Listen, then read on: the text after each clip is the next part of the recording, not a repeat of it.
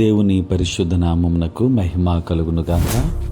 క్రీస్తునందు ప్రియ దేవుని బిడలారా, ప్రభువైన యేసు క్రీస్తు పరిశుద్ధ నామములో మీ అందరికీ ఈ ఉదయకాల శుభములు తెలియచేయచ్చు ఉన్నాను.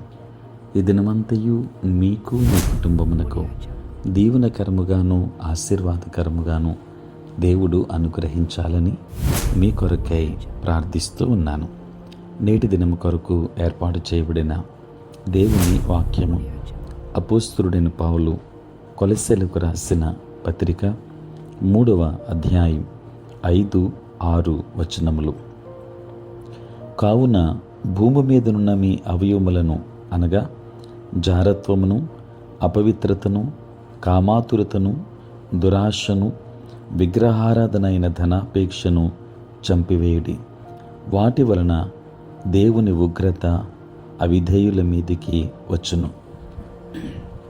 ప్రియులారా, నేటి దినము కొరకు ఏర్పాటు చేయబడిన ధ్యానాంశము నూతన స్వభావం కలిగి ఉండుట.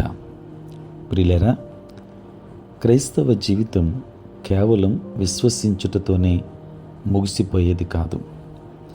బాహ్య ప్రవర్తనలో కూడా ఎంతో స్పష్టమైన మార్పు మనకు అవసరము అని తప్పక గుర్తించాలి.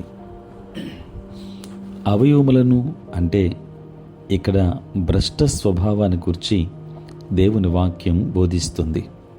ప్రియులారా, మానవ స్వభావంలో అనేక దుర్లక్షణాలు ఉన్నాయి. వాటిని చంపివేయండి అని పౌలు హెచ్చరిస్తూ ఉన్నాడు.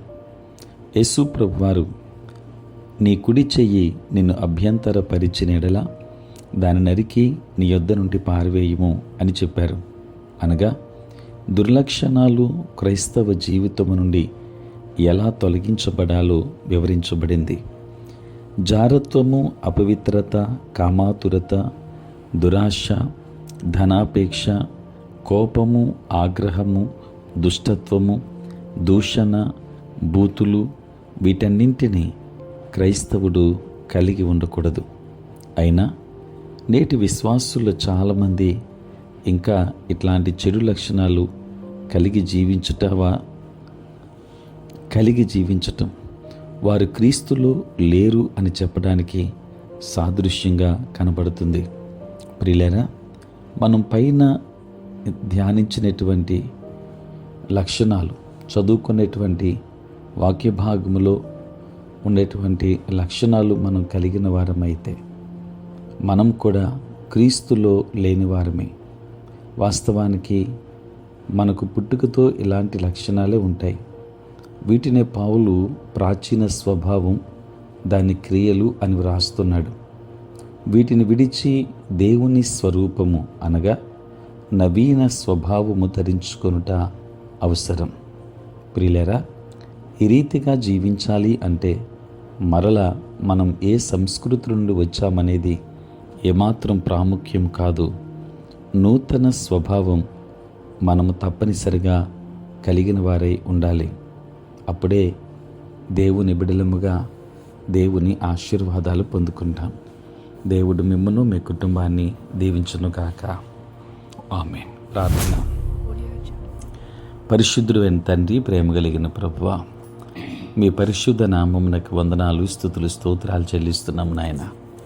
రాత్రంతయు కాపాడి సంరక్షించి సుఖనిద్రను మాకు దయచేసి మా జీవితంలో మరొక నూతన దినాన్ని మీరు మాకు ప్రసాదించినందుకే స్తోత్రాలు. ఈ దినమంతా కూడా మీ సన్నిధి మాతో ఉంచండి. మీ ప్రసన్నత మాకు అనుగ్రహించండి. మా ప్రతి బలహీనత నుండి విడుదలనివ్వండి. మా పనులలో, ప్రయాణములలో, పరిచర్య అంతటిలో కూడా మీరే తోడుగా ఉండండి. ప్రభువా, చదువుకుంటున్న బిడ్డలకు మీరు తోడుగా ఉండి జ్ఞానము చేత వారిని నింపండి. దేవా, ఉద్యోగస్తులు, వ్యాపారస్తులు, కష్టపడి పని చేసుకుంటున్న బిడ్డలందరినీ దీవించండి. దేవా, ఇదిగో తండ్రి, నేటి దినాన పుట్టినరోజు, పెండ్లి రోజు జరుపుకొనుచున్న బిడ్డలను దీవించి నూతన ఆశీర్వాదములు మెండుగా వారికి అనుగ్రహించండి. అనుదినము కూడా ఈ ప్రాతకాలపు ధ్యానములు వింటున్న ప్రతి కుటుంబాన్ని ఆశీర్వదించమని, ప్రతి ఒక్కరి ప్రార్థనలకు మీరు జవాబును అనుగ్రహించి ప్రతి ఒక్కరికి శాంతి సమాధానమును మెండుగా అనుగ్రహించుమని యేసు నామంలో ప్రార్థించి వేడుకొనుచున్నాము తండ్రి. ఆమేన్. తండ్రి, కుమార, పరిశుద్ధాత్మ త్రియేక దేవుని దీవెన సదా మీకును మీ కుటుంబమునకును తోడై ఉండును గాక. ఆమేన్.